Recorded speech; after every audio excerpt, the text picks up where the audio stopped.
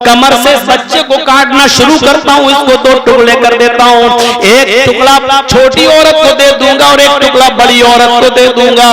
सुलेमान अलैहिस्सलाम ने जैसे ही छुरी उस बच्चे की कमर पर रखी और उसके ऊपर थोड़ा सा प्रेशर दिया, छुरी से जैसे लगे कि मैं काटने जा रहा हूँ। हालांकि एक नबी किसी बच्चे को कैसे काट सकता है, लेकिन सुलेमान अलैहिस्सलाम ने जैसे छुरी उस बच्चे के बीचों बीच कमर पर रखी, छोटी औरत जिसका बच्चा था चीख पड़ी, ऐ सुलेमान ला तफअल हाकज़ा वल्लाहि हाज़ा, ऐ सुलेमान आप इस बच्चे के टुकड़े टुकड़े मत कीजिए। ऐ सुलेमान ये मेरा बेटा नहीं है, मैं झूठ बोल रही हूँ। ऐ सुलेमान ये मेरा बच्चा नहीं है।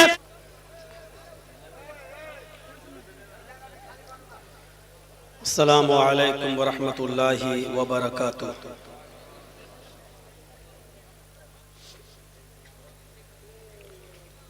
अल्हम्दुलिल्लाह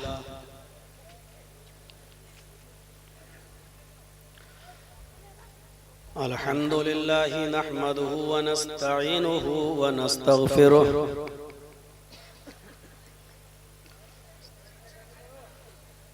वनऊज़ु बिल्लाहि मिन शुरूरि अनफुसिना व मिन सय्यिआति अअमालिना।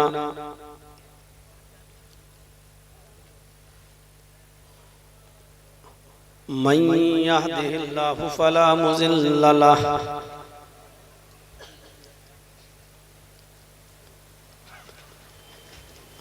व मन युज़लिल्हु फला हादिय लहु।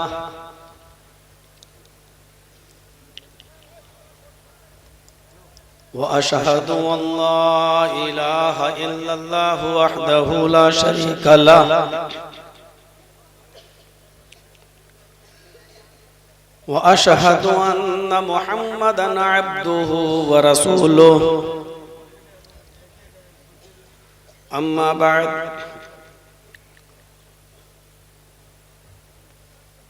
फ़इन्न खैरल हदीस किताबुल्लाह व खैरल हदी हदी मुहम्मदिन सल्लल्लाहु अलैहि वसल्लम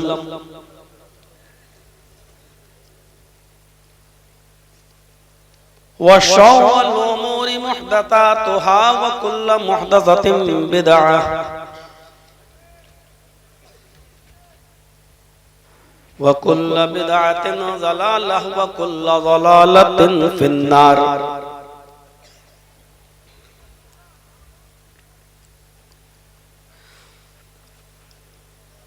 अऊज़ु बिल्लाहि मिनश शैतानिर रजीम। बिस्मिल्लाहिर रहमानिर रहीम।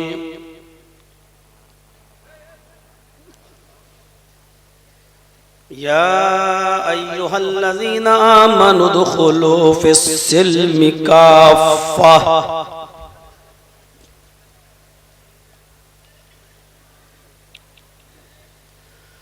वअन उमर इब्नुल ख़त्ताब रज़ियल्लाहु तआला अन्हु क़ाल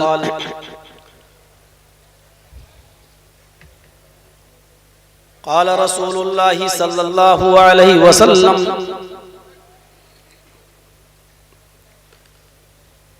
इन्नमल अअमालु बिन्नियात रब्बि इश्रह ली सदरी व यस्सिर ली अमरी वहलुल उक़दतम मिन लिसानी यफ़क़हू क़ौली।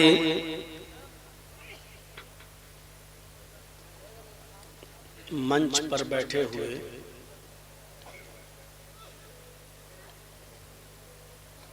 बहुत ही मुअज़्ज़ज़ उलमाए किराम और आपकी इस बस्ती के सम्मानित लोग और दूर दराज से तशरीफ लाए हुए इलाके के भी और नज़दीक और दूर से कुर्ब व जवार से तशरीफ लाए हुए ठंडी और सर्दी की इस रात में अब तक जमकर बैठने वाले हमारे मुअज़्ज़ज़ सामईन हजरात, एक साइड में बैठी हुई हमारी माँ और बहनों,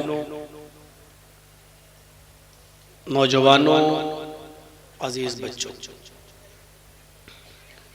बहुत बड़ी खुशनसीबी की बात है कि मुझे आपके इस क्षेत्र में और इस गांव में पहली बार आने का ये मौका मिला है।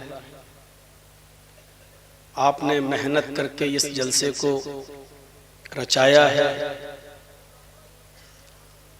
और ये साबित कर दिया है कि अगर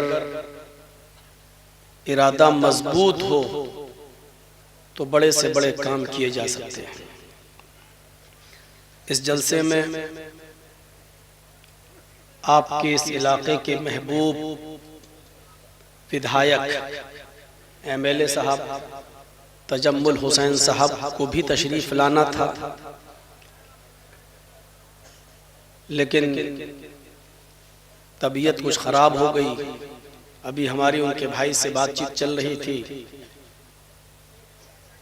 पेट में कुछ गड़बड़ी है जिसकी वजह से वो इस इजलास में शिरकत नहीं कर सके। अल्लाह से दुआ कीजिए कि इलाहुल आलमीन उनको शिफाए कामिला और आजिला अता फरमाए और जल्द से जल्द उनको सेहत और तंदुरुस्ती अता फरमाए, ताकि वो कौम का और आपके इस समाज का वो काम अच्छी तरीके से फिर कर सके। हमारी दुआएं उनके साथ हैं, आप भी उनको अपनी दुआओं में याद रखिए। मैंने बहुत ही छोटी सी एक आयत का टुकड़ा आपके सामने पढ़ा है। अगर देखा जाए तो वो छोटा जरूर है, लेकिन पूरे कुरान का एसेंस, पूरे कुरान का निचोड़, पूरे कुरान का खुलासा इसी आयत के एक टुकड़े के अंदर मौजूद है। या अय्युहल्लज़ीना आमनु दुखुलू फिस्सिल्मि काफ़ा। आप जितनी खामोशी के साथ सुनेंगे उतना ही ज्यादा समझ में आपको आएगा। मैं बहुत कोशिश करूंगा कि आपको बहुत आसान उर्दू और हिंदी के लफ्ज, वो वर्ड इस्तेमाल करके आपको समझा सकूं। मुझे मालूम है कि आधा और 1 घंटे के बाद आप छटना शुरू हो जाएंगे, क्योंकि जब हमारी बात सर से ऊपर गुजरेगी और आपके समझ में नहीं आएगी तो आप फिर यहाँ बैठेंगे नहीं और आपसे पहले हमारी माँ बहनें यहाँ से जाना शुरू कर देंगे। हालांकि उनकी समझ में मेरी बात और ज्यादा आनी चाहिए, क्योंकि सीरियल वो ज्यादा देखती है, टीवी वो ज्यादा देख रही है, तो उनको तो और ज्यादा समझ में आना चाहिए हमारी हिंदी उर्दू, लेकिन वो सबसे पहले जाना शुरू कर देती है। अल्लाह रब्बुल आलमीन ने फरमाया, देखिए कितनी छोटी सी बात कही, लेकिन बात कितनी बड़ी है। या अय्युहल्लज़ीना आमनु दुखुलू फिस्सिल्मि काफ़ा। ऐ ईमान वालों, ऐ मुसलमानों, तुम इस्लाम के अंदर पूरे के पूरे दाखिल हो जाओ, कंप्लीटली मुस्लिम बन जाओ, मुकम्मल तौर पर तुम इस्लाम के अंदर दाखिल हो जाओ। इसका मतलब जानते हो क्या है? इस आयत का मतलब यह है कि इस्लाम हमारी मर्जी के मुताबिक उस पर अमल नहीं किया जाएगा, हमारे दिल से नहीं चलेगा, बल्कि इस्लाम मुहम्मदुर रसूलुल्लाह सल्लल्लाहु अलैहि वसल्लम की मर्जी के मुताबिक चलेगा। हम जो चाहें वो करें, वो इस्लाम नहीं है। मुहम्मदुर रसूलुल्लाह ने जो बताया है हमें वो करना है, वो इस्लाम है। मुस्लिम का माना क्या होता है? इस्लाम को लाकर एक आदमी मुस्लिम हो जाता है। मुस्लिम का माना क्या होता है आपको मालूम है? मुस्लिम अल्लाह ताला हम सबको हज करने की तौफीक अता फरमाए। जब आप सऊदी अरब के अंदर जाएं तो किसी अरबी से पूछना आपके यहाँ मुस्लिम किसको कहते हैं।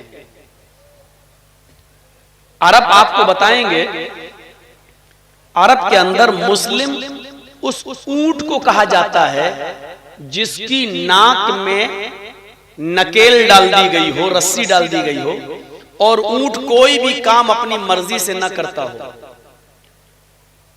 ऊंट का मालिक जब रस्सी पकड़ के उठाता है तो ऊंट उड़ता है। ऊंट का मालिक जब रस्सी से इशारा करता है, बिठाता है तो बैठता है। ऊंट का मालिक उसको खींच के पानी के पास ले जाता है तब ऊंट पानी पीता है। ऊंट का मालिक जब ऊंट को खिलाता है तो ऊंट खाता है। ऊंट का मालिक जब उसको लेके चलता है तो ऊंट जाता है। ऊंट का मालिक जब उसको बांधने के लिए उसके गहवारे में जाता है तो ऊंट वहां पहुंच जाता है।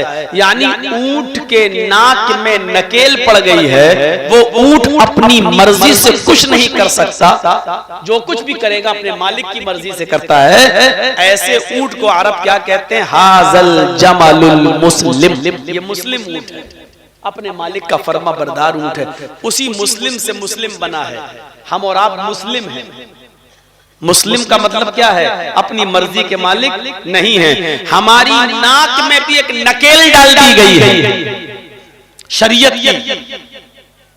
हम वहीं बैठेंगे जहां शरीयत हमें बैठने की इजाजत देती है। हम वहीं खड़े होंगे जहां शरीयत हमें खड़े होने की इजाजत देती है। हम इतना ही नहीं, वही खाएंगे शरीयत जो हमें इजाजत देती है। हम उसी चीज को पिएंगे शरीयत जिसको पीने की इजाजत देती है। गोया कि ये कह दिया जाए कि एक मुसलमान आवारा और खुला हुआ जानवर नहीं होता है कि वो जिसके खेत में जाना चाहे मुंह मारता फिरे। एक मुसलमान खूंटे से बंधा हुआ गाय, बैल, बकरी या कोई जानवर जो खूंटे से बंधा हुआ होता है, एक मुसलमान की पहचान वही होती है। वो एक खूंटे से बंधा हुआ है। कितना भी भाग ले कोई जानवर, जो जानवर खूंटे से बंधा है, रस्सी से बंधा है, वो कितना भी जाए लेकिन वो अपनी सीमा से बाहर नहीं जा सकता है। जितनी बड़ी रस्सी होगी वो उतना ही दूर जाएगा, उससे आगे नहीं जा सकता है। फिर उसको लौटकर अपने खूंटे के पास ही आना है। यही एक मुसलमान और एक मोमिन की तारीफ है। एक मुसलमान उतना ही लाइन को क्रॉस कर सकता है जितना वो जा सकता है, हद से ज्यादा नहीं। लौट कर उसको फिर वहीं आना है। ये है इस्लाम की, और ये है एक मुसलमान की, और ये है एक मोमिन की तारीफ। और जो मन में आता है जो खाता है, मन में आता है वो पीता है, मन में आता है वो वहां जाता है, मन में आता है वो करता है, जुआ भी खेलता है, शराब भी पीता है, चोरी भी करता है। हमारी माँ बहनें बेपर्दगी का मुजाहरा भी करती हैं। जब चाहती हैं तब सोती हैं। उनके पास रात में सोने की कोई सीमा नहीं है। वो रात में 2 बजे सोए, 3 बजे सोए, उनकी कोई लिमिट नहीं है, कोई सीमा नहीं है। तो माफ कीजिएगा, ये उस आवारा जानवर की तरह है जो खूंटे से रस्सी तोड़कर भाग गया है। वो जिसके खेत में जाता है, घास चर रहा है, उसकी फसल बर्बाद कर रहा है, वो एक आवारा जानवर है। और वो ऐसा जानवर है कि जिसके नाक में नकेल नहीं है। उसको कोई भी पकड़ सकता है, उसकी कोई भी चोरी कर सकता है, उसको कोई भी खा सकता है, उसको कोई भी काट सकता है, क्योंकि वो आवारा है और अपने मालिक से भागा हुआ है। तो मेरे भाइयों, जिस तरीके से मालिक से भागा हुआ जानवर महफूज नहीं है, उसी तरीके से शरीयत के बाहर जिंदगी गुजारने वाला मुसलमान महफूज नहीं है। इसी को अल्लाह के रसूल ने कहा था, यूशिकुल उममु अन तदा अलैकुम कमा तदा अल-अकलतु अला क़िसतिहा। एक जमाना तुम्हारे ऊपर ऐसा आ जाएगा कि सब जिस तरीके से भूखे लोग दस्तरखान पर टूट पड़ते हैं। भूखे लोगों को जहां खाना मिलता है वहीं टूट पड़ते हैं। ऐसी दुनिया की सारी कौमें तुम्हारे ऊपर टूट पड़ेंगी। दुनिया की सारी कौमें तुम्हारे ऊपर टूट पड़ेंगी। जिस तरह भूखे दस्तरखान पर, प्यालों पर टूट पड़ते हैं, उसी तरीके से दुनिया की सारी कौमें तुम्हारे ऊपर टूट पड़ेंगी। आज वो जमाना हम अपनी आंखों से देख रहे हैं। मुसलमान कहीं भी महफूज नहीं है। दुनिया दुनिया के किसी चप्पे में चले जाइए, आप मुसलमान महफूज नहीं है। वो फिलिस्तीन जो अरबों के अंडर में था, आज वो फिलिस्तीन यहूदियों के कब्जे में है। फिलिस्तीन इजराइल फिलिस्तीन के कब्जे में है। वो बैतुल मुकद्दस जिस पर हमने 800 साल जो हमारे दायरे में रही, जो हमारे कंट्रोल में रही, हमारी नाइत्तेफाकी बढ़ी, जब हमारे दरमियान, जब हमारे बीच में फिरका बंदी हुई, तू हनफी, तू शाफई, तू बरेलवी, तू शिया, तेरे पीछे मेरी नमाज नहीं, मेरे पीछे तेरी नमाज नहीं, जब ये सारी बातें हमारे दरमियान आई तो बैतुल मुकद्दस आज यहूदियों के कब्जे में चला गया। हमारे अंदर मेजॉरिटी नहीं है, हमारे अंदर इत्तेफाक नहीं है, हमारे अंदर इत्तेहाद नहीं है, हमारे अंदर एक जुटता नहीं है, हमारे अंदर फिरकों में बटे होने की लालसा जागी हुई है। हम एक दूसरे को गाली दे रहे हैं, हम एक दूसरे के पीछे पड़े हुए हैं। मेरे भाइयों, ये चीज हमें दूर कर देती है। शरीयत की नकेल अपने अंदर डालिए, शरीयत की नकेल अपने अंदर डालिए। कुरान ने क्या कहा? या अय्युहल्लज़ीना आमनु उदखुलू फिस्सिल्मि काफ़ा, ऐ ईमानो वालों, ऐ मुसलमानों, तुम इस्लाम के अंदर पूरे के पूरे दाखिल हो जाओ। पूरे के पूरे दाखिल। क्या कोई कह सकता है कि हम पूरे के पूरे इस्लाम में दाखिल हैं? एक आदमी उठा, 10 बजे सो के उठ रहा है, फजर की नमाज उसने नहीं पढ़ी, जोहर की नमाज पढ़ाया, मगरिब की नमाज पढ़ाया, असर की नमाज पढ़ाया, इशा की नमाज में फिर हिम्मत नहीं हुई, सर्दी की रातें, फिर जाके सो गया। क्या 3 वक्त की नमाजें पढ़कर हम बिस्तर पे सो जाते हैं और अपने आप को हम मुसलमान समझते हैं? अल्लाह ने और उसके रसूल ने हम पर फर्ज की है 5 वक्त की नमाज।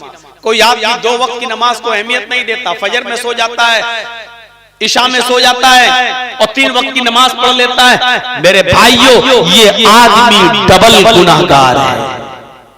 कभी आपने सोचा है क्यों इस आदमी को डबल गुनाह क्यों पड़ेगा? आप ही बताइए। आपका एक बच्चा है, 10 साल का है, मान लीजिए 5th में पढ़ रहा है, 6th में पढ़ रहा है, स्कूल जाता है, स्कूल का टाइम है उसका 8 बजे स्कूल है, 1 बजे छुट्टी है, लेकिन आपका बच्चा हमेशा कभी 8:30 पे पहुंचता है, कभी 9 पे पहुंचता है।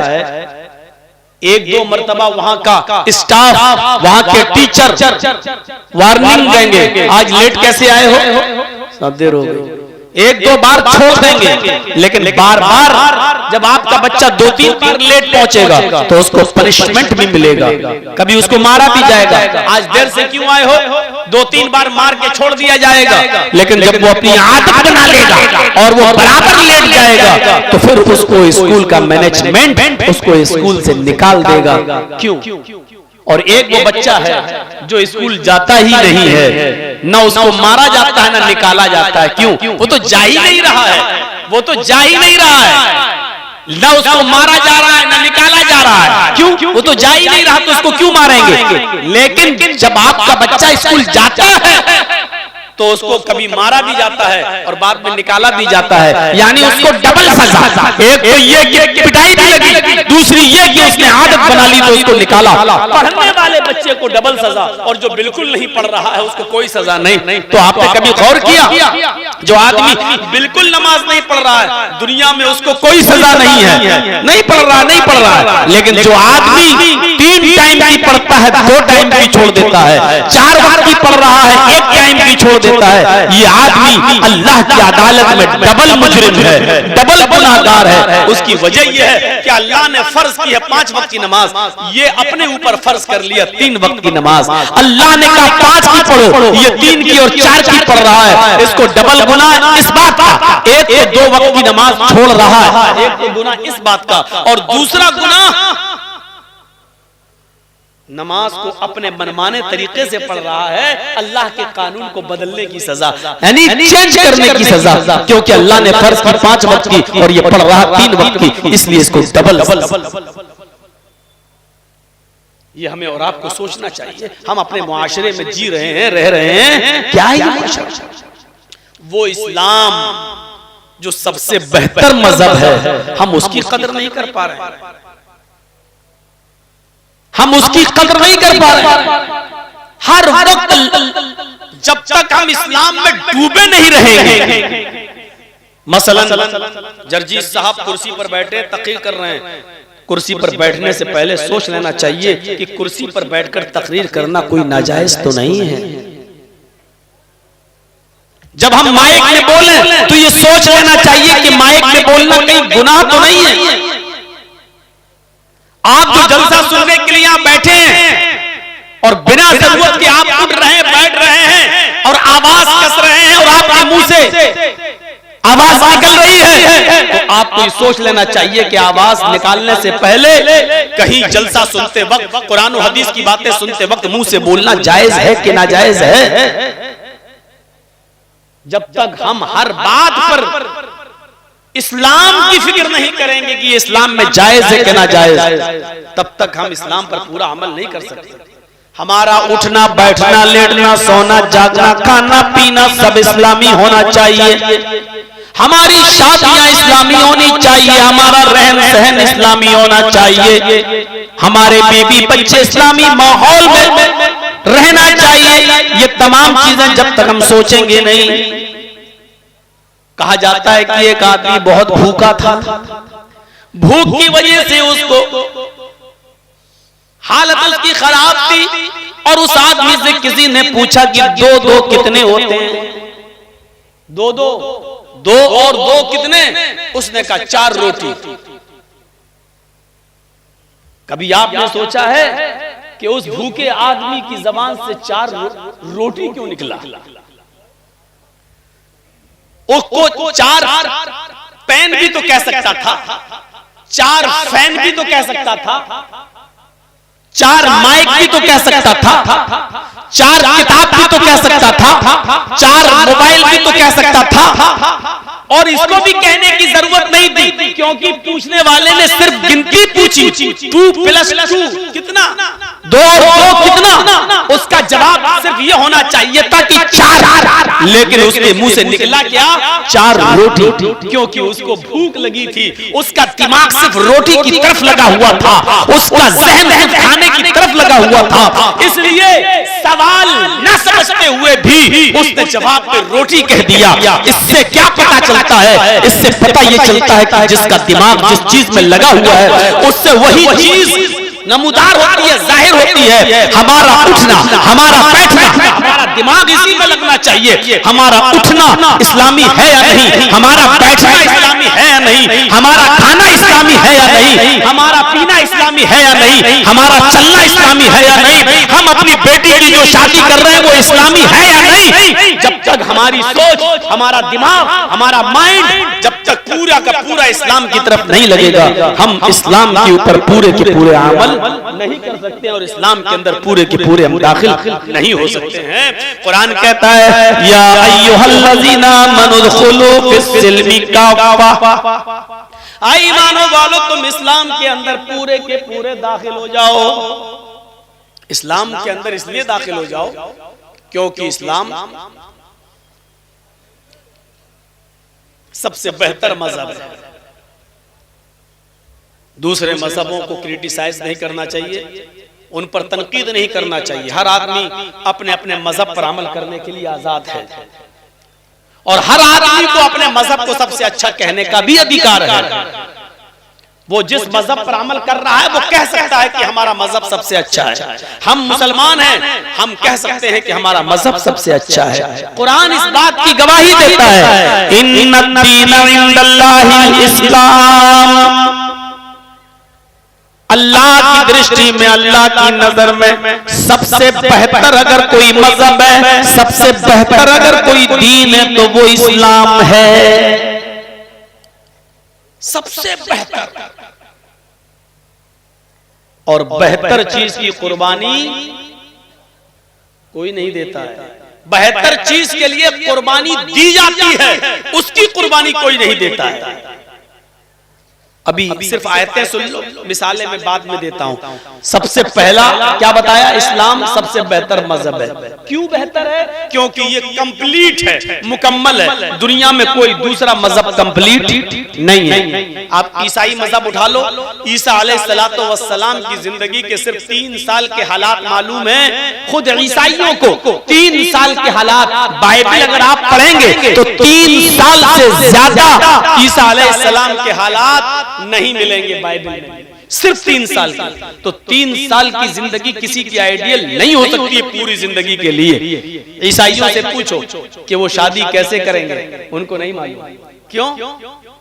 भाई जिसको जाना है या तो चला जा, और जिसको बैठना है वो बैठ जाए। सामने से हम नहीं उठने देंगे, पीछे से जाइए आप। मेरे सामने आप लेफ्ट राइट मत कीजिए। आपको इजाजत है, पूरी परमिशन है, जिसको जाना हो जाए। लेकिन जब मैं बोलने लगूं तब नहीं। अभी जाओ। कोई फर्ज थोड़ी है, जलसा सुनना कोई फर्ज नहीं है। अब जब कराए हो इतना चंदा वंदा खर्च करके, इतना पैसा खर्च करके, तो थोड़ा सा सुन लीजिए। अभी आपको कुछ अच्छी बातें भी आपके सामने आ रही हैं, ये सब अच्छी बातें हैं, लेकिन मजीद जो चीज आपको ज्यादा मुतासिर करेगी, तो मेरे भाइयों सुनिए, ईसाइयों के पास नहीं है। अगर उनसे पूछो कि शादी कैसे होती है, उनको नहीं मालूम। क्यों? क्योंकि ईसा अलैहिस्सलातु वस्सलाम ने शादी नहीं की थी। हमारा कुरान ये कहता है कि ईसा अलैहिस्सलाम को जिंदा आसमान पर उठा लिया गया है, और कुर्ब क़यामत वो दोबारा आएंगे। जब वो इस दुनिया में दोबारा आएंगे तो शादी करेंगे, और फिर उनकी बीवी और के साथ बच्चे भी होंगे। यानी अभी उनकी शादी नहीं हुई। तो जिस नबी ने शादी न की हो, उसकी कौम को कैसे मालूम कि शादी कैसे होती है? ईसा अलैहिस्सलाम ने शादी का कोई तरीका भी नहीं बताया। पूरी रामायण पढ़ जाइए आप। 2 रामायणें हैं, रामचरितमानस तुलसीदास जी की, और एक रामायण है वाल्मीकि जी की, जिसको बोलते हैं वाल्मीकि रामायण। दोनों रामायण पढ़ जाइए। रामचंद्र जी की पूरी जिंदगी आपको नहीं मिलेगी। रामचंद्र जी की पूरी जिंदगी के हालात रामायण में नहीं मिलेंगे। उनकी भी चंद साल की जिंदगी के हालात रामायण में बंद है बस। इसलिए हिंदू भाइयों के पास भी सिर्फ इतना है, दानम दीक्षिता, दान दो, खैरात करो। लेकिन कितनी खैरात? मसलन आपके यहाँ खेती बाड़ी होती है, धान पैदा होता है, तो हदीसों में आता है ना कि धान में कितनी ज़कात देना है। अगर आसमान से बारिश होती है और बारिश के पानी से अगर धान पैदा होता है तो उसकी ज़कात अलग है। आसमान से बारिश नहीं हुई है, आपने सरकारी पानी नल चलाकर और जनरेटर के जरिए पानी खींचकर आपने खेत को सींचा है, उस पानी से धान पैदा हुआ है तो उसकी ज़कात अलग है। सोना और चांदी की ज़कात अलग है। समंदर या आपके तालाब में कितनी मछलियां होनी चाहिए कि उस पर ज़कात फर्ज होती है। कितनी बकरियों पर ज़कात फर्ज है। कितनी भैंसें और गायें होनी चाहिए कि जब आपके ऊपर ज़कात फर्ज बन जाएगी। ऊंट कितने होना चाहिए। कपड़े का बिजनेस करते हैं तो कपड़ा कितना होना चाहिए। आप जिस मकान में रहते हैं उस मकान में ज़कात है या नहीं। आपके मकान के अलावा 2-4 प्लाट और पड़े हुए हैं जो आपने खरीद के डाल दिए, उन प्लाट में ज़कात है या नहीं। अगर वो प्लाट आपके अपने हैं तो उस पर ज़कात है या नहीं। या उन प्लाट को आप बेचना चाहते हैं, उससे बिजनेस करना चाहते हैं, उस पर ज़कात है या नहीं। है तो कितनी है। ये सारी चीजें ऐसी हैं जो इस्लाम बताता है, लेकिन हिंदू धर्म के अंदर इसकी कोई सीमा नहीं है। नकद है आपके पास तो 1 लाख रुपए में 2,500 रुपए आपके ऊपर ज़कात है। 40 रुपए में 1 रुपया ज़कात है। 100 रुपए में 2.5 रुपया आपके ऊपर ज़कात है। 1000 में आपके ऊपर 250 रुपए ज़कात है। 1 लाख में आपके ऊपर 2500 रुपए ने 2,500 रुपए ज़कात है। ये है इस्लाम के अंदर एक सीमा जो हिंदू धर्म के अंदर और ईसाइयत के अंदर आपको नहीं मिलेगी। सिर्फ इतना है, गरीबों की मदद करो, लेकिन कितनी ये इस्लाम बताता है। तो इसलिए कहा इस्लाम एक मुकम्मल मजहब है, कंप्लीट मजहब है। शादी अल्लाह के नबी ने करके दिखलाई है, और करके ही नहीं दिखलाई है बल्कि आपकी पहली शादी, आप आश्चर्य करेंगे, सुनिए, आपकी पहली शादी कितनी साल की उम्र में हुई?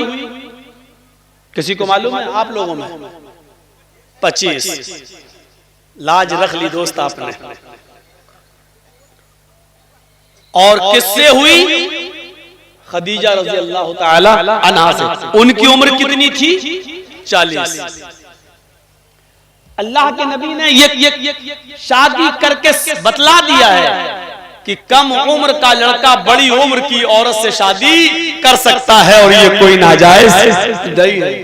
और सुनिए, खदीजा जो उम्र में 15 साल बड़ी थी अल्लाह के रसूल से, नबी अकरम से, अल्लाह के रसूल सबसे ज्यादा प्यार भी उन्हीं से करते थे। ये चीज ना ईसाइयत में मिलेगी ना हिंदू धर्म के अंदर मिलेगी। सिर्फ इतना लिखा है पति और पत्नी में प्रेम होना चाहिए बस।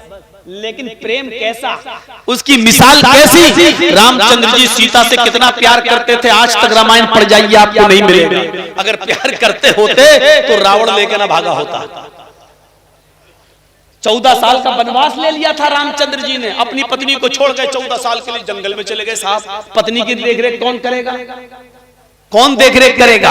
तो मैं क्रिटिसाइज नहीं करना चाहता हूं और होना भी नहीं चाहिए, लेकिन बताना मैं ये चाहता हूं कि बीबी घर में अकेली, रामचंद्र जी का कोई पुत्र तो था नहीं भाई। 14 साल तुम जंगल में रहोगे तो बेटा कहां से आएगा, बेटी कहां से होगी, औलाद कहां से आएगी? ये सब चीजें सोचने की हैं। तो रामचंद्र जी के 14 साल का वनवास ले लिया। उधर रावण जो है उनकी पत्नी को लेके भाग गया। जो भी हुआ वो अलग बात है कि सीता जी अच्छी थी, नेक थी, अपने रामायण के मुताबिक उन्होंने रावण को हाथ नहीं लगाने दिया और रावण ने भी बहुत चाहते हुए भी उनको बदनाम नहीं होने दिया। बदनाम करना चाहता था लेकिन नहीं कर सका।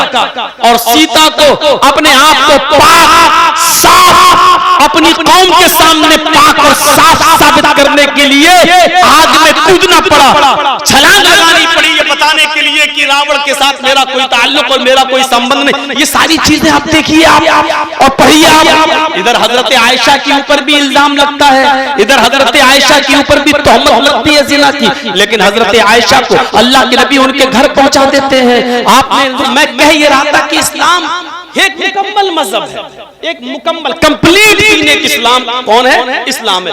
इस मजहब के अंदर आपको कंप्लीटली नहीं मिलेगी। अल्लाह के रसूल ने 25 साल की उम्र में 40 साल की खदीजा के साथ रहकर पूरी दुनिया को दिखा दिया कि देखो मुझसे 15 साल उम्र में बड़ी औरत, उसके साथ कैसे रहा जाता है। बुढ़ापे की कोई शिकायत नहीं आई है, बल्कि जब तक खदीजा जिंदा रही, नोट कीजिएगा मेरी बात, जब तक खदीजा जिंदा रही इतना प्यार किया अल्लाह के रसूल ने खदीजा से, और खदीजा ने भी इतना प्यार दिया नबी अकरम को कि अल्लाह के रसूल ने कोई दूसरी शादी खदीजा की जिंदगी में नहीं की। आपने और शादियां की हैं, लेकिन कब? खदीजा के इंतकाल के बाद। लेकिन खदीजा जब तक जिंदा रही तब तक आपने दूसरी शादी नहीं की। और जानते हो ये चीजें आपको रामायण और गीता में नहीं मिलेंगी, ईसाइयत में नहीं मिलेंगी। जब खदीजा का इंतकाल हो गया और आपने 1-2 शादियां और कर ली और आयशा भी आपकी जिंदगी में आ गई, तो आप ताज्जुब करेंगे।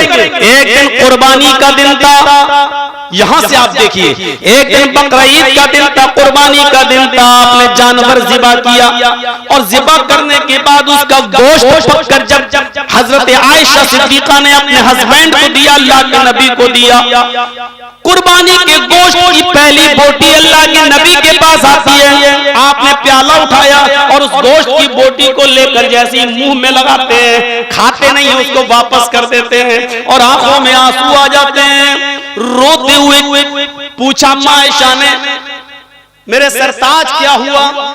अरे अल्लाह के नबी आपको ये क्या हो गया है? तो अल्लाह के नबी जवाब देते हैं, आयशा आज मुझे खदीजा की याद आ रही है। खदीजा इस दुनिया में नहीं है, इंतकाल कर चुकी हैं, लेकिन इंतकाल के बाद जबकि हजरत आयशा एक जवान बीवी नबी के पास बैठी है, लेकिन नबी अकरम गोश्त नहीं खा रहे हैं। क्या कहते हैं? आयशा आज मुझे खदीजा की याद आ रही है। खदीजा जिंदा होती तो वो भी मेरे साथ बैठकर खाना खाती, मेरे साथ बैठकर गोश्त नाबुल फरमाती।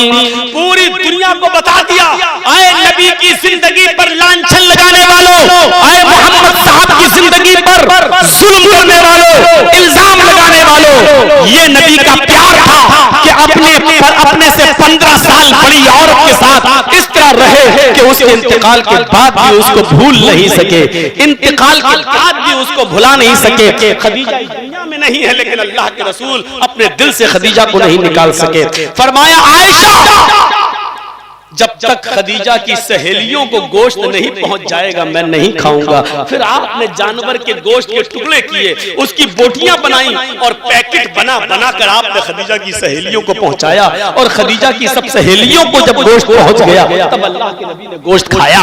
तो प्रैक्टिकल करके अगर बताया तो किसने बताया?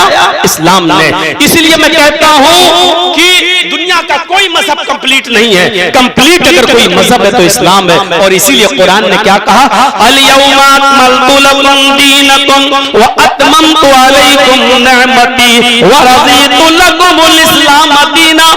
आए मोहम्मद सल्लल्लाहु अलैहि वसल्लम, आज मैंने तुम्हारे इस दीन को मुकम्मल कर दिया। अल-यौमा अकमलतु लकुम दीनकुम, आज मैंने तुम्हारे लिए तुम्हारे इस दीन को मुकम्मल कर दिया। व अतममतु अलैकुम निअमती, और अपनी नेमतों का इत्माम कर दिया, अपनी नेमतें हमने पूरी कर दी। व रज़ीतु लकुमुल इस्लाम दीना, और मैं आज तुम्हारे इसी दीन इस्लाम से राजी और खुश हो गया। दुनिया के किसी मजहब के अंदर आपको कंप्लीट होने का सबूत नहीं मिलेगा। अगर मुकम्मल कोई मजहब है, देखिए बैठो कैसे इस्लाम बताता है। दुनिया के किसी धर्म में देख लो, खड़े होकर खाना चाहिए कि बैठ के खाना चाहिए, न हिंदू धर्म बताएगा, ना ईसाई बताएगा, न यहूदी बताएगा, लेकिन इस्लाम बताएगा कि खाना कैसे खाओ। 3 तरीके बताए, या तो दोनों पैर ऊपर करके उखड़ू बैठ के खाओ, या दोनों पैर पीछे कर लो जैसे तहियात में बैठा जाता है उस तरीके से बैठ के खाओ। मेरे भाइयों, खाने के तरीके किस तरीके से खाया जाए, एक पैर बिछा लिया जाए और एक पैर खड़ा कर दिया जाए, इस तरीके से ये 3 तरीके अगर बताए तो इस्लाम ने बताए हैं। दुनिया के किसी धर्म ने ये नहीं बताया कि कितना खाओ। इस्लाम कहता है कि खाते वक्त अपने पेट के 3 हिस्से कर लो, एक हिस्सा खाओ, एक हिस्से में पानी पियो और एक हिस्सा खाली छोड़ दो, ताकि तुम अल्लाह को याद कर सको, अल्लाह का जिक्र कर सको। आज की मेडिकल साइंस कहती है जो लोग पेट भर के खाना खा लेते हैं, जिसको हमारे यहाँ कहा जाता है ठूस कर खाना, हलक हलक खा लेना, जो इतना खाते हैं वो हमेशा बीमारियों में मुब्तला रहते हैं। और अल्लाह के रसूल के मुताबिक, सुन्नत के मुताबिक अगर कोई लोग खाना खाने शुरू कर दें, 2 हिस्से में खाएं, एक हिस्सा खाली छोड़ दें, तो ये बीमार हो ही नहीं सकता, क्योंकि पेट तमाम बीमारियों की जड़ है। पेट तमाम बीमारियों की जड़ है। जब पेट ठीक रहेगा तो आदमी अपने आप सही रहेगा। तो ये कंप्लीटली अगर कोई मजहब है, मुकम्मल कोई मजहब है, तो वो इस्लाम है। इसीलिए फरमाया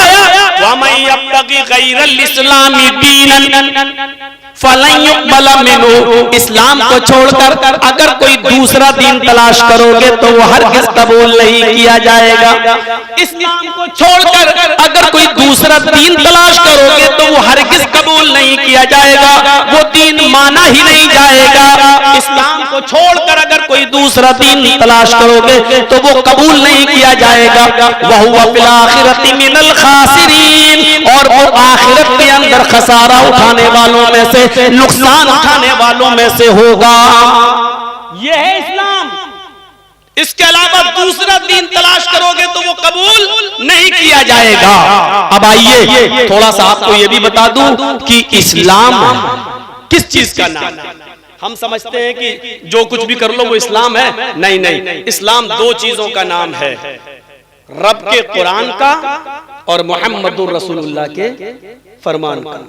आप कितना भी अच्छा काम कर लें, कितना भी अच्छा काम कर लें, लेकिन अगर कुरान की मोहर नहीं है या मोहम्मदुर रसूलुल्लाह सल्लल्लाहु अलैहि वसल्लम की उस पर मोहर नहीं है तो वो अल्लाह के यहाँ कबूल नहीं हो। देखिए यहाँ हर मसलक के लोग आए होंगे, ज्यादातर अहले हदीस हैं, मैंने मान लिया, लेकिन एक बात याद रखिएगा, बहुत गौर से सुनिएगा, किसी पर कोई क्रिटिसाइज नहीं होनी चाहिए, किसी पर कोई हमला नहीं होना चाहिए, हर आदमी को अपने मसलक पर अमल करने का इख्तियार है। लेकिन ये बात कौन नहीं मानेगा कि इस्लाम कुरान और हदीस का नाम है। मसला ये नहीं है कि आप जोहर में 12 रकात पढ़ते हैं या 10 रकात पढ़ते हैं। मसला ये नहीं है कि तरावी 8 रकात पढ़ना चाहिए या 20 रकात पढ़ना चाहिए।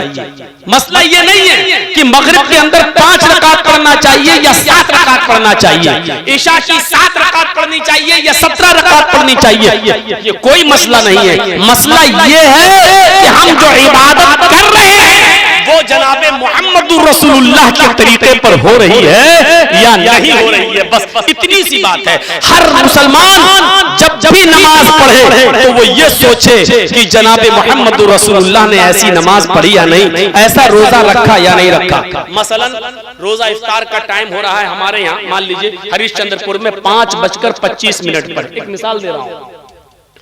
अब आदमी 5:25 पर बैठा हुआ है, हम रोजा नहीं खोलेंगे, नहीं क्यों, पता नहीं सूरज डूबा होगा या नहीं डूबा होगा, 5:30 हो गए फिर भी रोजा नहीं खोलना, नहीं थोड़ा सा और भूखा रह लूं तो और ज्यादा सवाब मिलेगा, तो मिलेगा। अब वो ईशा तक रुक जाता, नहीं ईशा तक और भूखा रह लूं और ज्यादा सवाब मिलेगा, तो उसको सवाब मिलेगा नहीं मिलेगा, क्या होगा, गुनाह और पड़ेगा। क्यों? क्योंकि उसने रोजा तो रखा लेकिन रोजा मुहम्मदुर रसूलुल्लाह के तरीके पर नहीं रखा। अल्लाह के नबी सल्लल्लाहु अलैहि वसल्लम ने यह फरमाया था कि लोग, मेरी उम्मत उस वक्त तक खैर और भलाई में रहेंगे जब तक कि वो रोजा इफ्तार करने में जल्दी करेंगे। अब जल्दी करने का ये भी मतलब नहीं है कि असर के बाद ही खोल लो। जल्दी करने का मतलब यह है कि जैसे 5:25 पर सूरज डूबा आप फौरन रोजा इफ्तार कर लो, लेट मत होइए।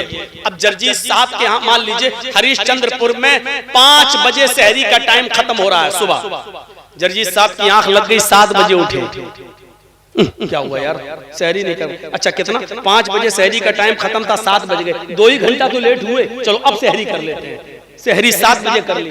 उधर 5:25 पर इफ्तार का टाइम हो गया, नहीं अभी नहीं इफ्तार करेंगे क्योंकि 2 घंटे बाद सहरी की थी इसलिए 2 घंटे बाद इफ्तार करेंगे।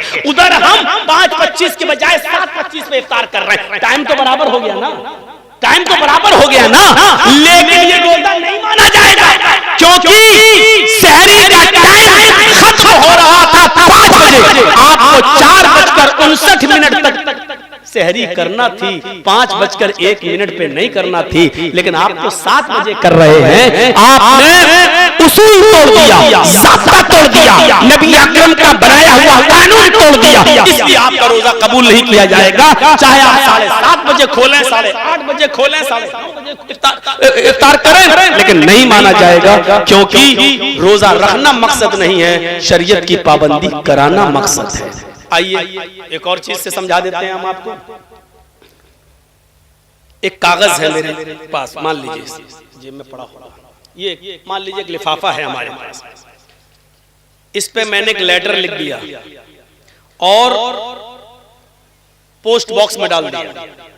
सुनिएगा, बड़ी अच्छी मिसाल दे रहा हूं, पोस्ट बॉक्स में डाल दिया, लेकिन उस पर 5 रुपए का जो टिकट लगता है सरकारी लिफाफे पर, वो हमने चिपका दिया, सरकारी टिकट और एड्रेस लिखा।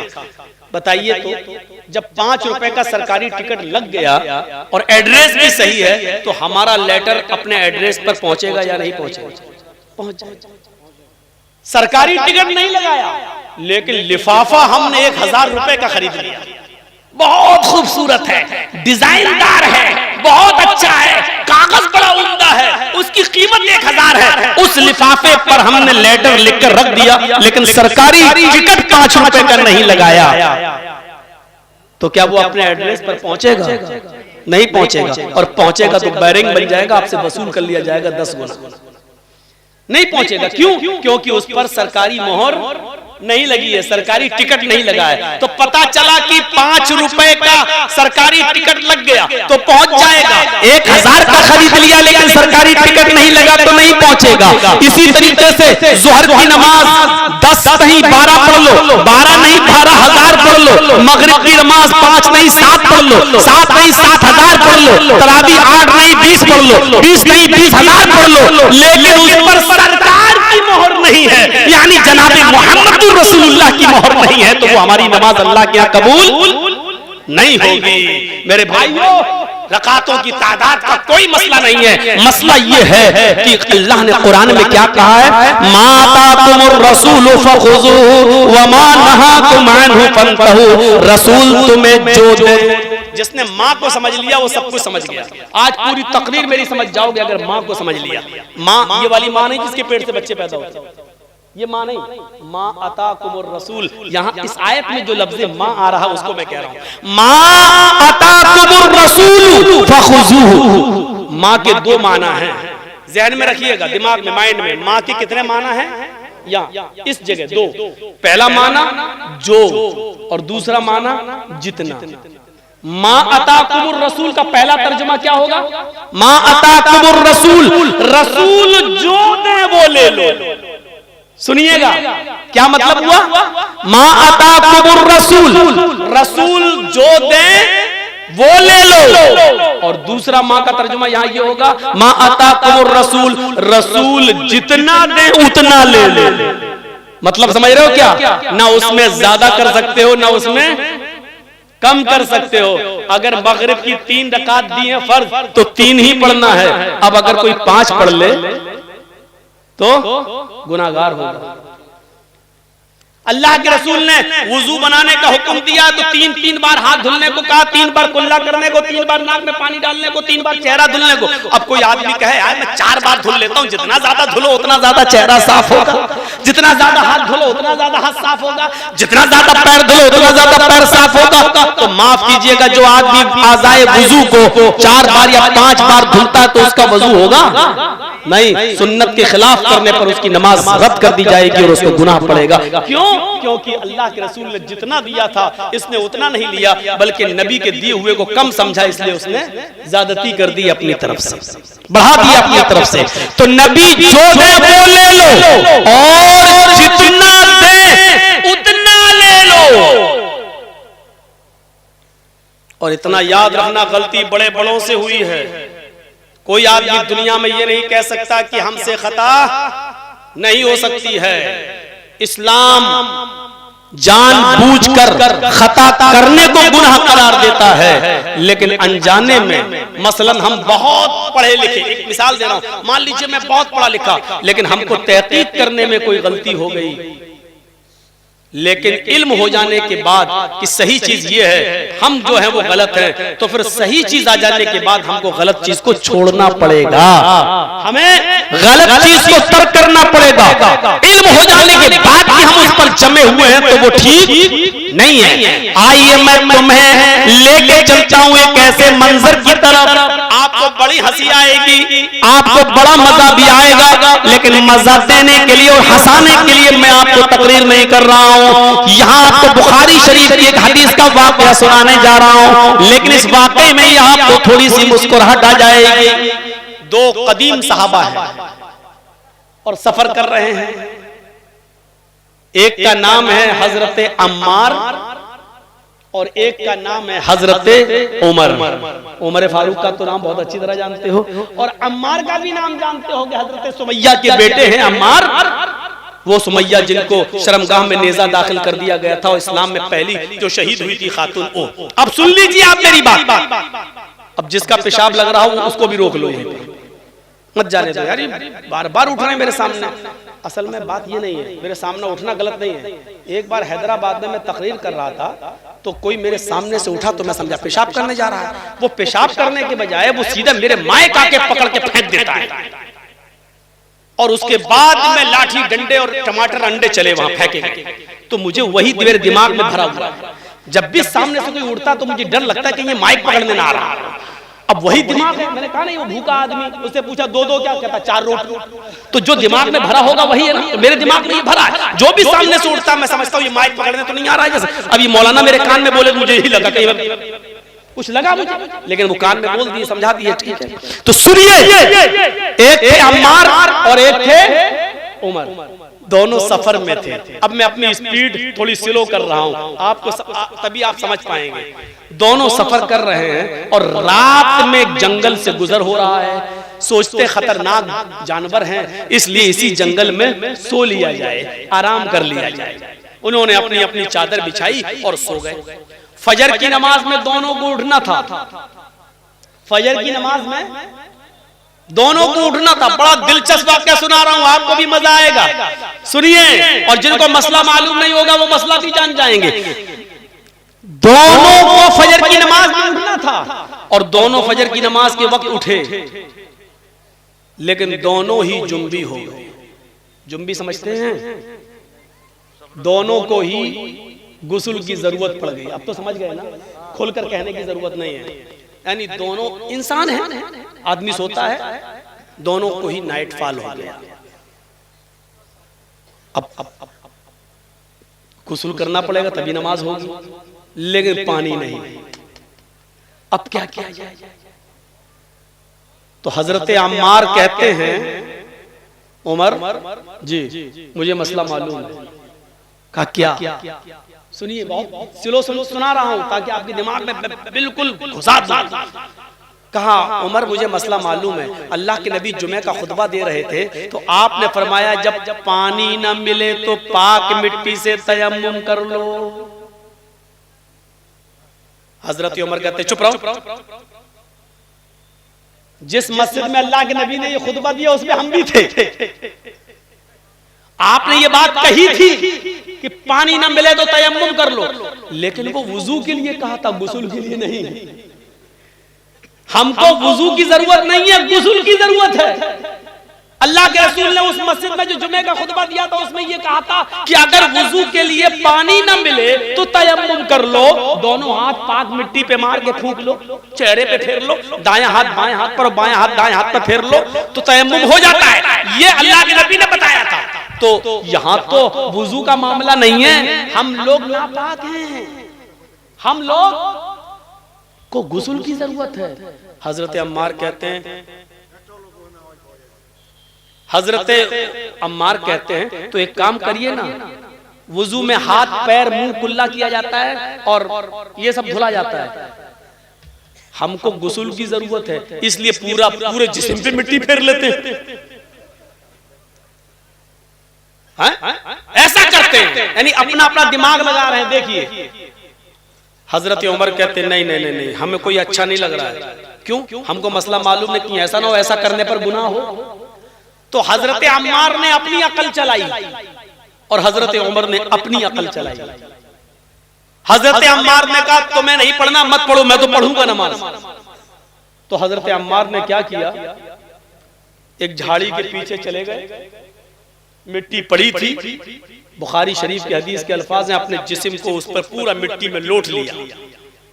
बुखारी में क्या है, कमा तमर्रकुद्दाबा यतमर्रकु कमा तमर्रकुद्दाबा। हजरत अम्मार मिट्टी पर ऐसे लोटे, ऐसे जैसे चौपाया। आपने देखा होगा जानवर को मिट्टी में ऐसे करता ना, फिर झाड़ देता अपने आप को, पूरे जिस्म पर मिट्टी हो जाती है उसके। तो हजरत अम्मार ने ऐसे ही किया, पूरा करके पूरे जिस्म पर मिट्टी मल ली और गए और नमाज पढ़ ली। हजरत उमर देख रहे हैं, उन्होंने नमाज नहीं पढ़ी। हजरत अम्मार ने पढ़ ली। हजरत उमर ने कहा पता नहीं सही हुआ कि गलत। नहीं, उन्होंने अपनी अकल दौड़ाई, नमाज नहीं पढ़ी। शहर में गए, सुबह सूरज निकलने के बाद पानी मिल गया और जैसे ही पानी मिला तो हजरत उमर ने सबसे पहले गुस्ल करके फजर की नमाज कज़ा कर ली, पढ़ ली। उस जमाने में मोबाइल का दौर नहीं था। दबाया, हाँ जर्जी साहब जरा बताइए तो। मालूम रात के 3 बजे लोग हमें परेशान कर देते कभी, इसलिए मोबाइल बंद कर दिया, रख दिया। 3 बजे पूछते हैं, मौलाना साहब फला हॉस्पिटल में मेरी बीवी एडमिट है। अच्छा, अल्लाह ताला ने अभी एक बेटा दिया, क्या नाम रखूं? अरे बच्चा आज पैदा हुआ है, कभी ने 7वें दिन नाम रखना है, तुझे अभी जरूरत क्या थी? सुबह पूछ, रात में 3 बजे फोन कर, क्या नाम? तो ये परेशान करने वाले लोग भी होते हैं। 3 बजे फोन कर, कहा अरे मौलाना खुशी थी इसलिए बोल दिया। तो बोलो ना मौलाना साहब हमारे बच्चे के लिए दुआ करना, अल्लाह ताला ने चांद सा बेटा दिया। ये क्या नाम? 3 बजे फोन कर रहा है। तो तो उस जमाने में फोन का जमाना नहीं था, अल्लाह के रसूल से मसला मालूम कर लिया जाए। अब सुनिए, अम्मार इब्ने यासिर ने नमाज पढ़ ली, हजरत उमर ने नहीं पढ़ी। जब सूरज निकल गया, पानी मिल गया, तब उमर फारूक ने नमाज पढ़ ली। जब सफर खत्म हुआ तो ये दोनों जब मदीने आए तो अल्लाह के नबी सल्लल्लाहु अलैहि वसल्लम से दोनों ने अपना अपना किस्सा बयान किया कि अल्लाह के रसूल बताइए हम दोनों में कौन सही, हम दोनों में कौन सही।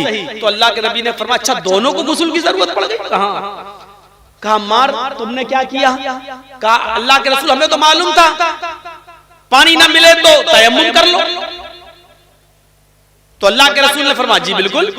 तो हजरत उमर ने कहा ये तो आपने वुजू के लिए कहा था, इन्होंने पूरे जिस्म पर मिट्टी मल ली। तो अल्लाह के रसूल ने कहा अम्मार क्या किया था तुमने?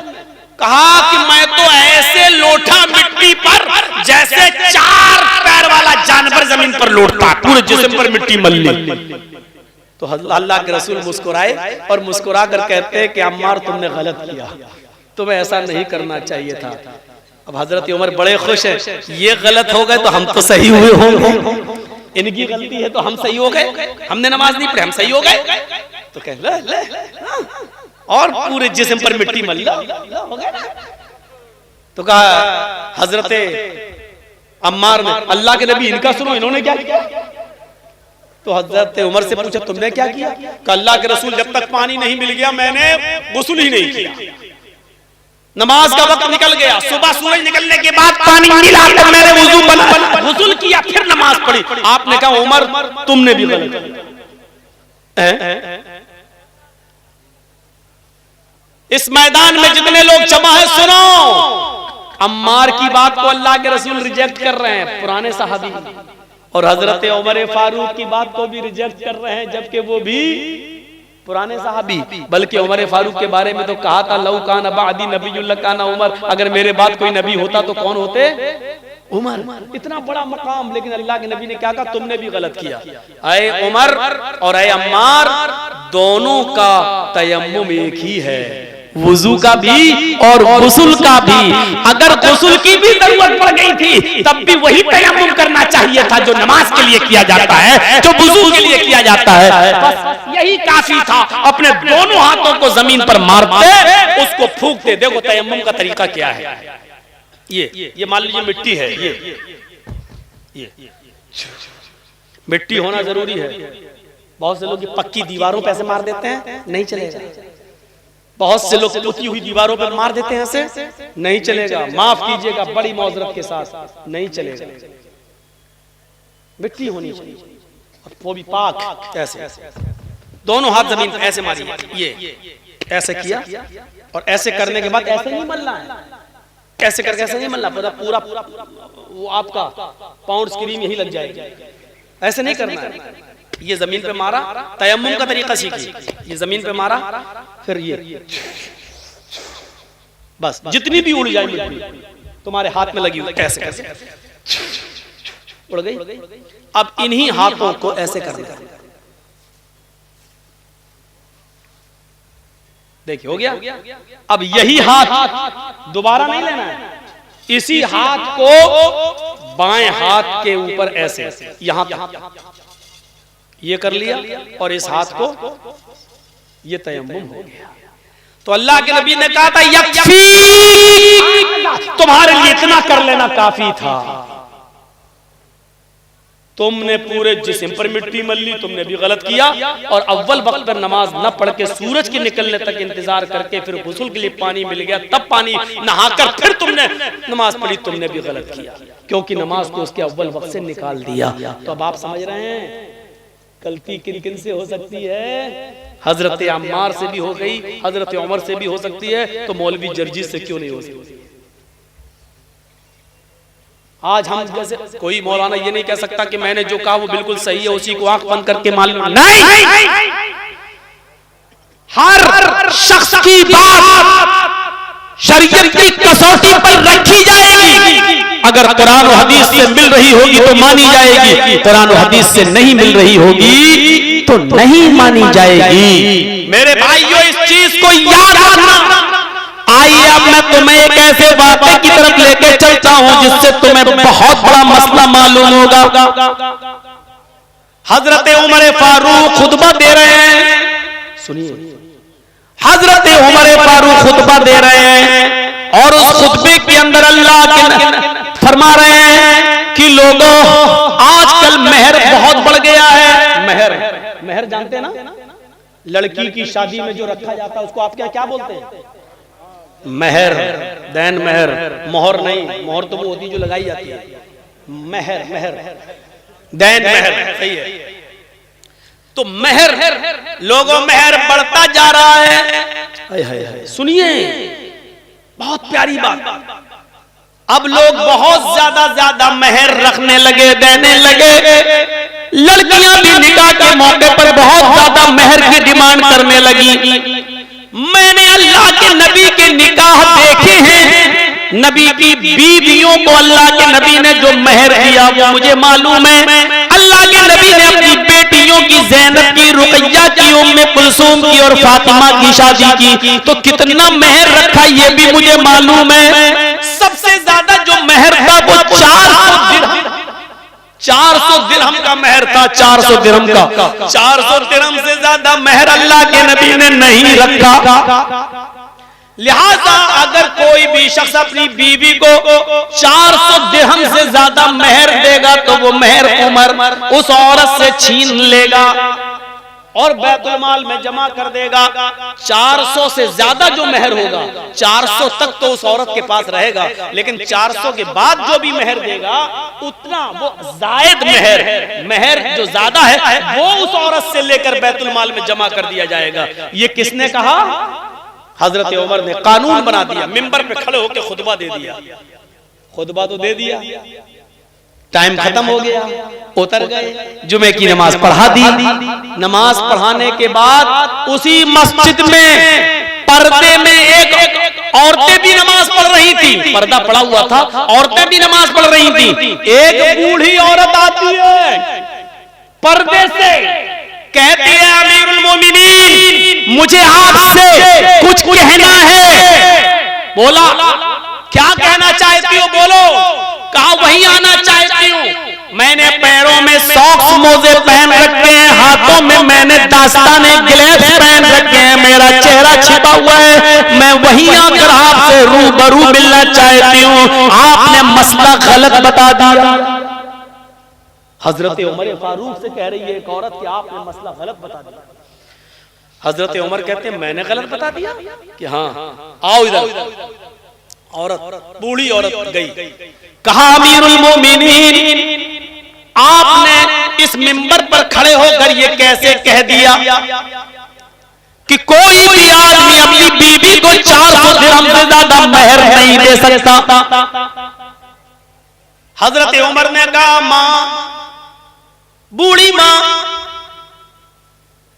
अल्लाह के रसूल ने अपनी बीवियों को 400 दिरहम से ज्यादा नहीं दिया, अपनी बेटियों के निकाह में 400 दिरहम से ज्यादा मेहर नहीं रखा। फिर उस औरत ने क्या जवाब दिया? अमीरुल मोमिनीन 400 दिरहम देना एक अलग बात है, लेकिन 400 दिरहम से ज्यादा नहीं दे सकता है कोई मर्द। क्या ऐसी कोई हदीस है आपके पास? क्या अल्लाह के रसूल ने 400 दिरहम से ज्यादा मेहर देने को से मना किया? ऐसी कोई हदीस है आपके पास? तो हजरत उमर ने कहा मां मुझसे हदीस क्यों मांग रही हो? क्या 400 दिरहम से ज्यादा भी कोई मेहर दे सकता है?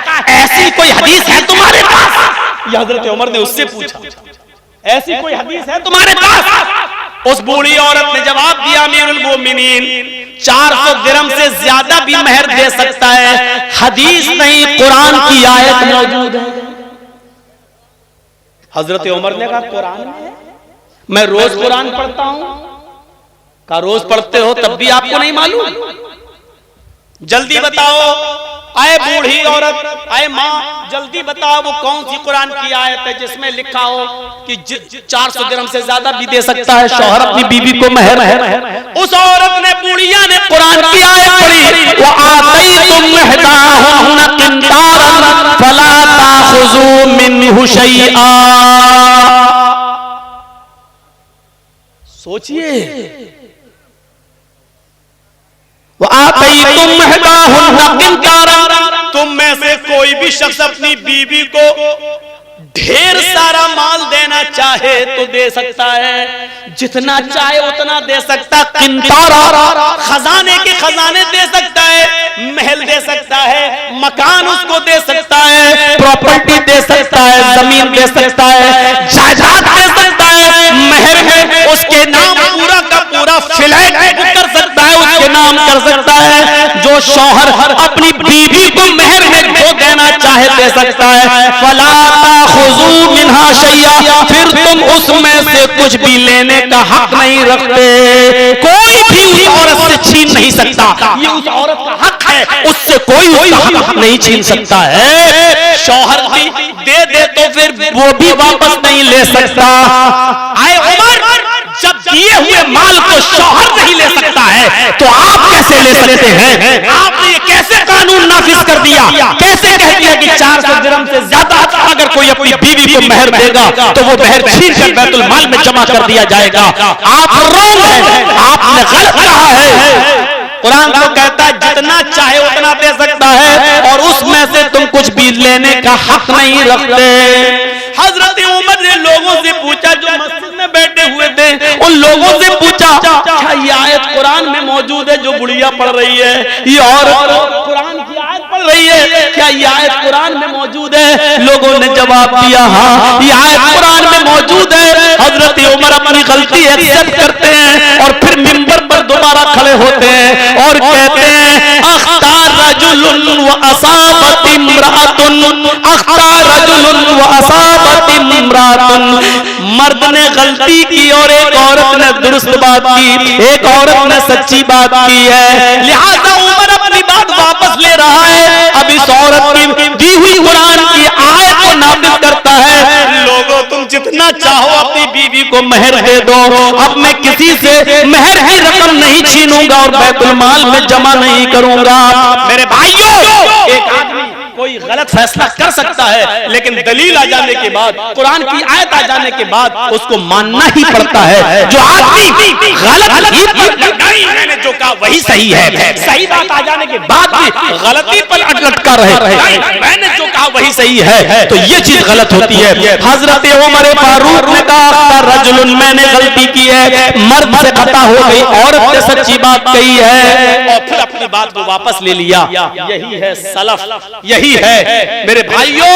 इस्लाम की सही बात आ जाने के बाद आदमी सही बात को ले ले और अपनी पुरानी रविश छोड़ दे, अपना पुराना तरीका तर्क कर दे, अपना पुराने तरीके से तौबा कर ले और सही बात पर अमल करना शुरू कर दे।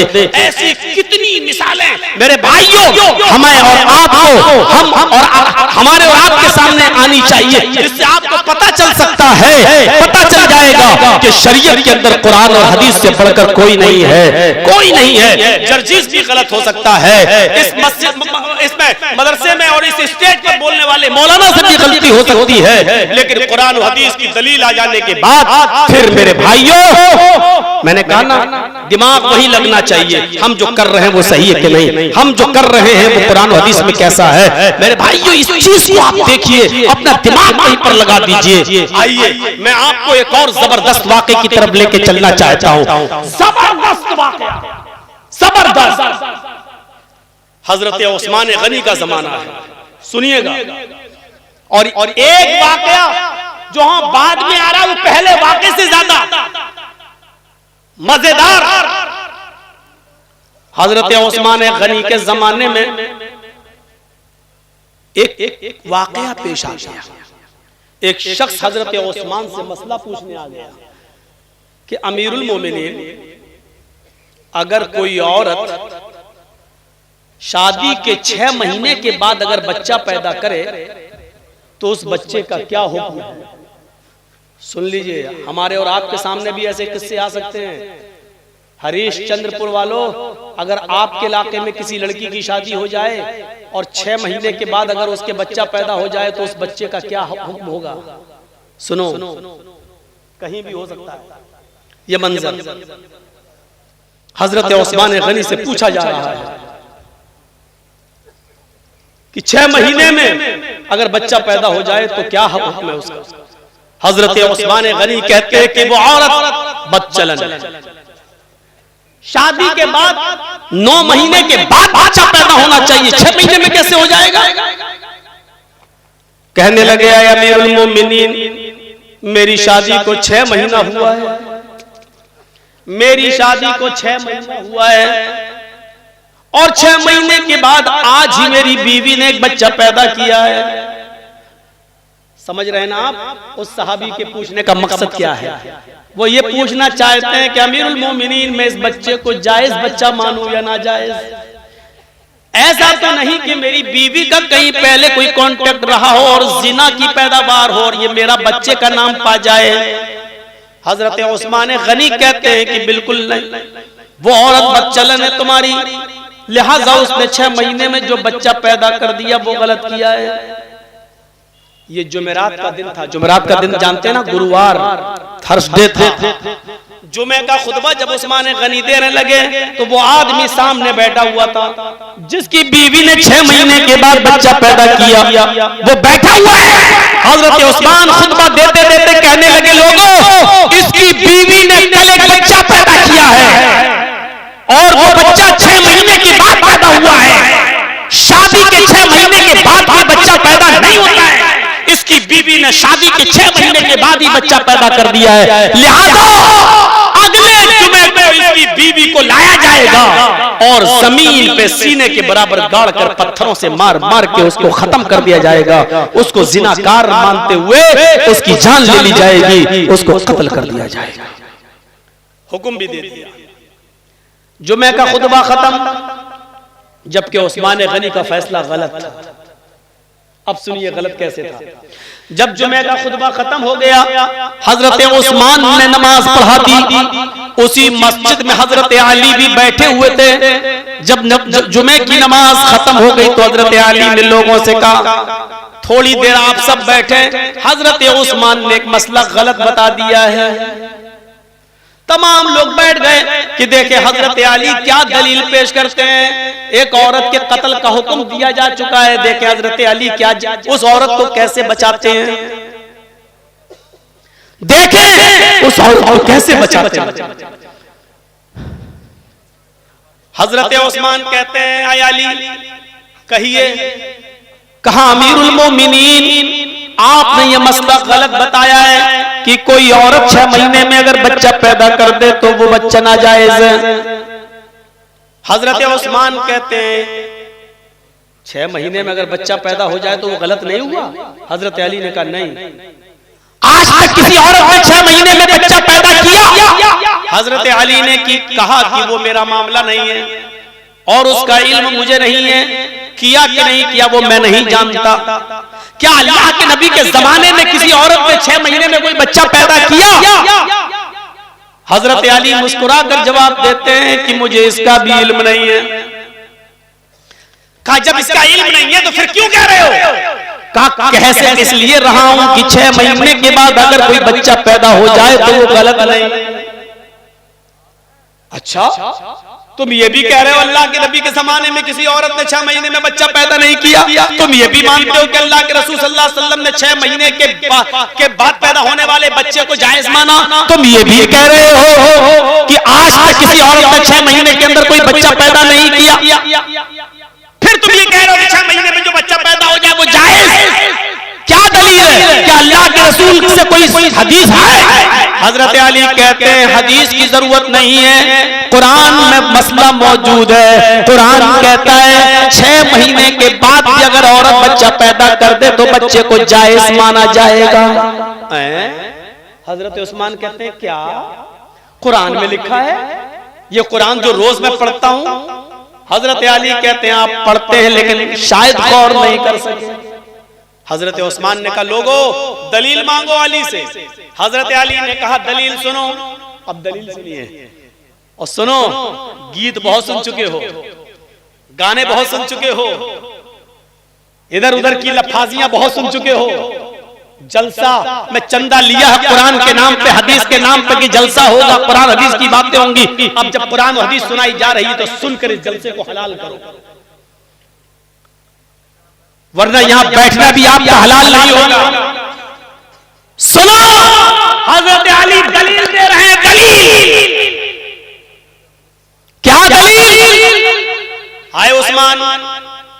अल्लाह ताला फरमाता कुरान में, वल वालिदातु युरज़ि'ना औलादहुन्ना हौलैनि कामिलैन। अभी जो कह रहा था ना हालात के ऊपर बोलो, उससे पूछो कुरान की ये कौन सी आयत है, किस पारे में, तो नहीं बता पाएगा। वल वालिदातु युरज़ि'ना औलादहुन्ना हौलैनि कामिलैन। तर्जुमा सुनिए, मीनिंग सुनिए, ट्रांसलेट सुनिए।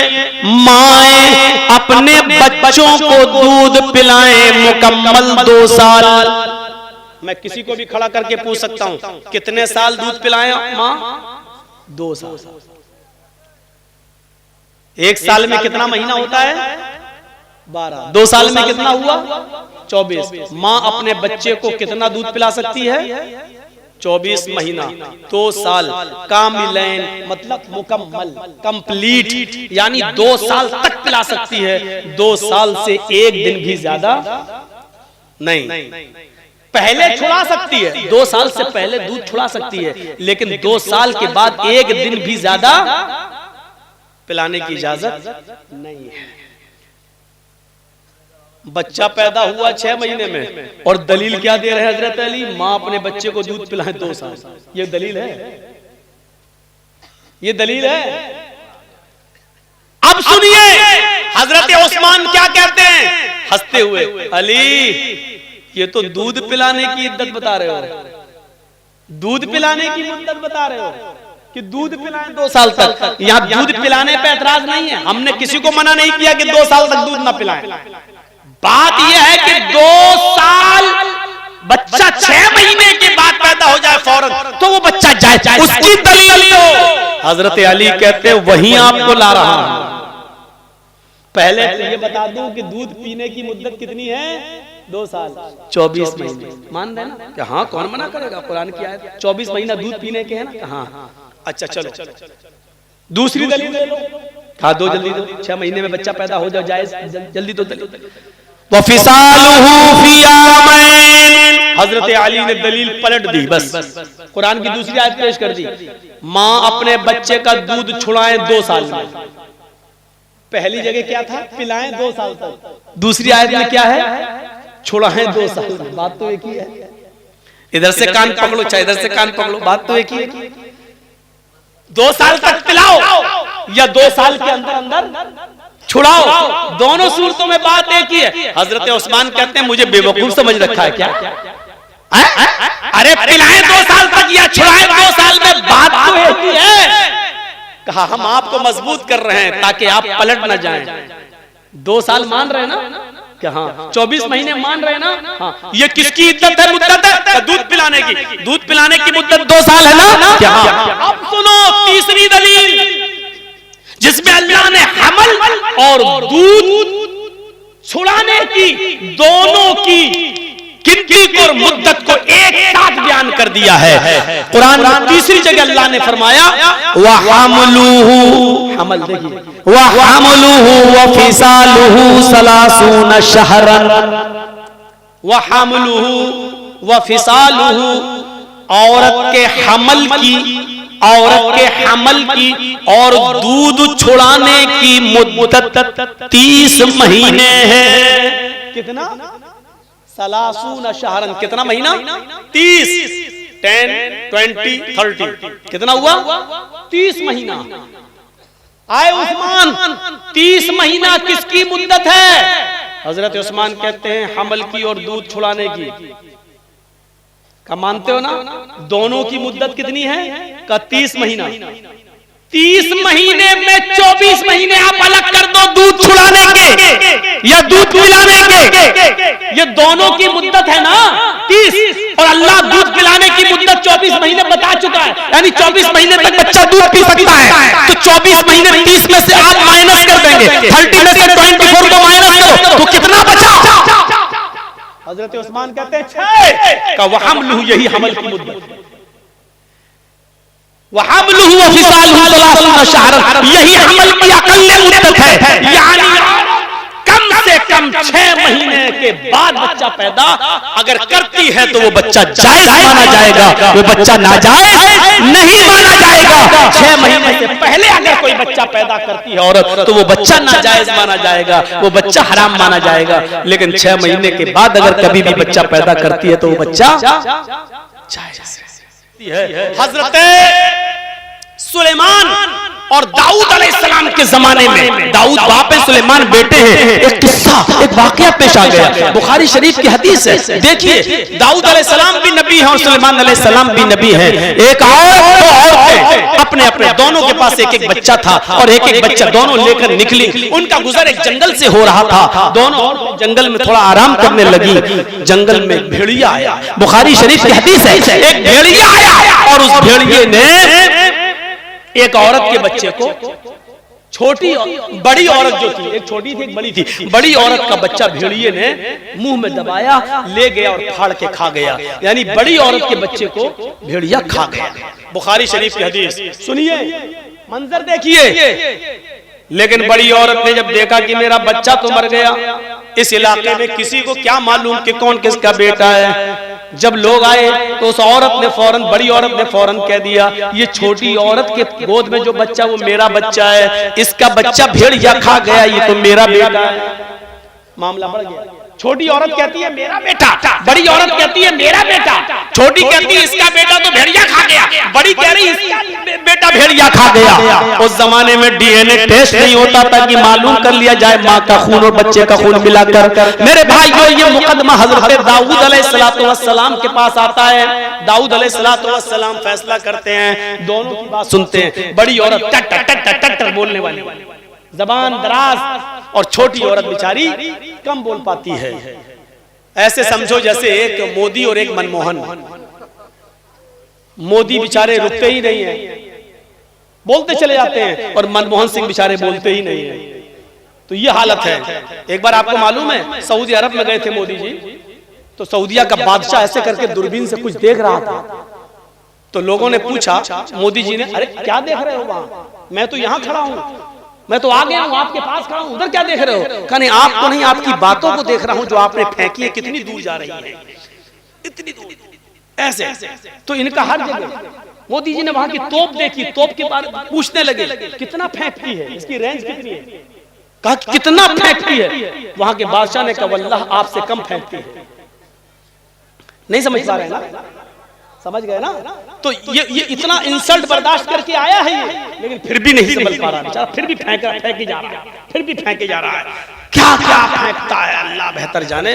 मेरे भाइयों, राहत इंदौरी ने कहा था, उसको कोई काम आता हो या ना आता हो, झूठ बड़ा शानदार बोलता है, झूठ बड़ा शानदार बोलता है। ऐसा शानदार झूठ जो आपको झूठ लगेगा ही नहीं, आपको ऐसा झूठ। ये भी एक कला होती है, ये भी एक कला। इस कला को भी बहुत से लोग सीखने की कोशिश कर रहे हैं। झूठ ऐसा बोलो कि पता भी न चले कि, और झूठ भी हो पता भी न चले। जैसे मौलाना जर्जिस को पुलिस ढूंढते हुए यहाँ आ जाए, स्टेज पर यहाँ मिल जाए, और वो मुझे पहचानती ना हो, मुझे पहचानती ना हो, और मुझसे ही पूछ रही हो, मौलाना जर्जिस को देखा, मौलाना देखा? जर्जिस साहब स्टेज से नीचे कूद गए, स्टेज से नीचे कूद गए। हाँ, क्या पूछ रहे थे? पुलिस वाले से पूछने लगे, क्या पूछ रहे थे? अरे मैं पूछ रहा हूँ मौलाना जर्जिस को देखा? अभी तो यहीं थे स्टेज पर, अभी तो यहीं देखा था, अभी यहीं थे स्टेज पर थे। बस अब पुलिस वालों ने अभी स्टेज पर थे, तब कहाँ चला? झूठ पकड़।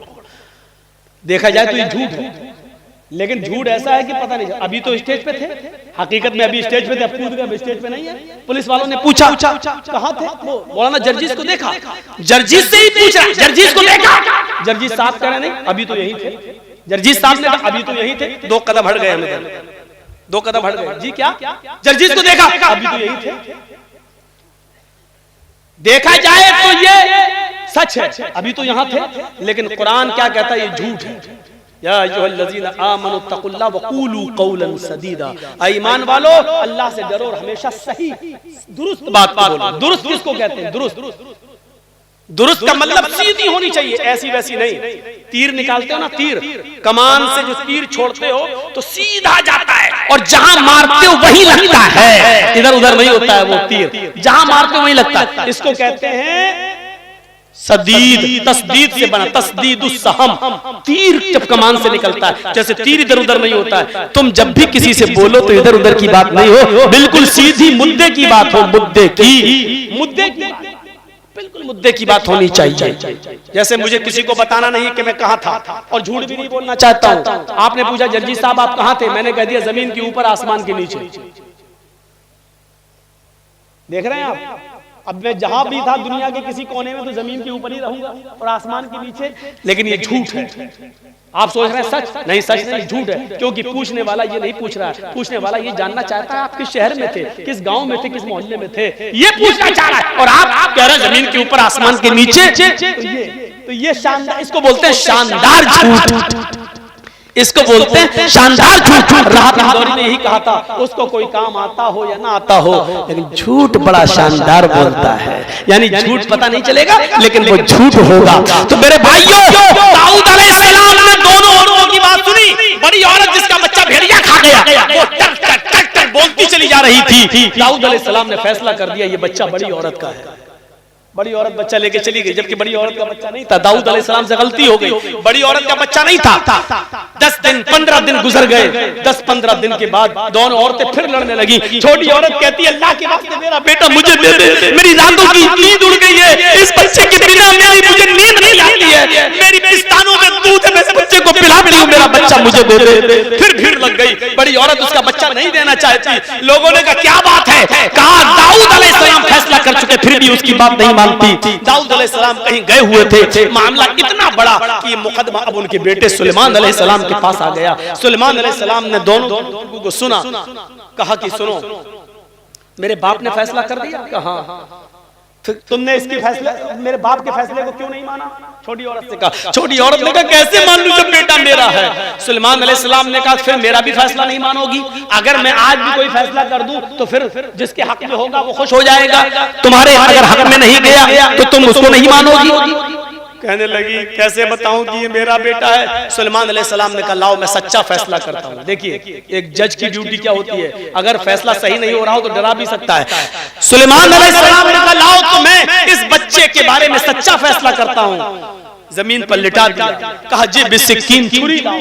छुरी आ गई। सुलेमान अलैहिस्सलाम ने कहा तुम कहती हो मेरा बेटा, तुम कहती हो मेरा बेटा, एक फैसला हो जाता है, फैसले को मानती नहीं हूं, दूसरे के पास फैसला करने आई, मैं कैसे मान लूं कि मेरा फैसला तुम मान लोगी? लिहाजा इसका फैसला यही है कि मैं इस बच्चे को बीच से काट देता हूं, 2 टुकड़े कर देता हूं, कमर से इस बच्चे को काटना शुरू करता हूं, इसको 2 टुकड़े कर देता हूं, एक टुकड़ा छोटी औरत को दे दूंगा और एक टुकड़ा बड़ी औरत को दे दूंगा। सुलेमान अलैहिस्सलाम ने जैसे ही छुरी उस बच्चे की कमर पर रखी और उसके ऊपर थोड़ा सा प्रेशर दिया, छुरी से जैसे लगे कि मैं काटने जा रहा हूं। हालांकि एक नबी किसी बच्चे को कैसे काट सकता है, लेकिन सुलेमान अलैहिस्सलाम ने जैसे छुरी उस बच्चे के बीच कमर पे रखी, छोटी औरत जिसका बच्चा था चीख पड़ी, ऐ सुलेमान ला तफअल हाज़ा वल्लाही हाज़ा, आप इस बच्चे के टुकड़े टुकड़े मत कीजिए। आए सुलेमान ये मेरा बेटा नहीं है, मैं झूठ बोल रही हूँ। आए सुलेमान ये मेरा बच्चा नहीं है, मैं झूठ बोल रही हूँ, इस बच्चे को काटिए मत, ये उसी का है। वल्लाही हुआ हाज़ा, अल्लाह की कसम वो बच्चा इसी औरत का है, इसी को दे दीजिए, मुझे नहीं चाहिए। उसकी आंखों में आंसू आ गए छोटी औरत के और रोती हुई जाने लगी।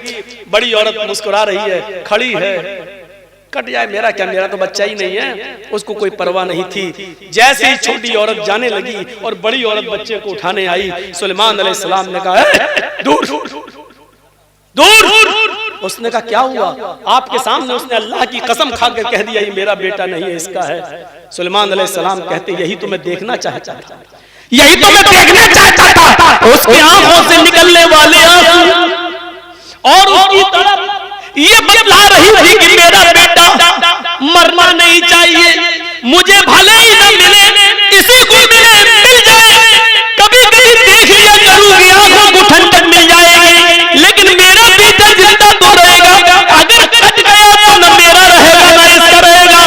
आए और की आंखों से गिरने वाले आंसुओं ने बता दिया है कि ये बच्चा उसका है, तेरा नहीं। मेरे बाप से गलत फैसला हो गया है। उठाया उस बच्चे को, कहा है औरत तेरा, छोटी औरत, और कहा ये बच्चा तेरा है, इस बच्चे को तू पकड़, इस बच्चे की मालिक तू है, इस बच्चे की माँ तू है। मैं कहना ये चाहता था, इंसान होने के नाते गलती किसी से भी हो सकती है, लेकिन सही फैसला जाने के बाद फिर अपनी गलती पर कायम नहीं रहना चाहिए। तो मेरे भाइयों, ये चंद बुनियादी बातें मैंने 12:40 तक आपके सामने खिताब दी है।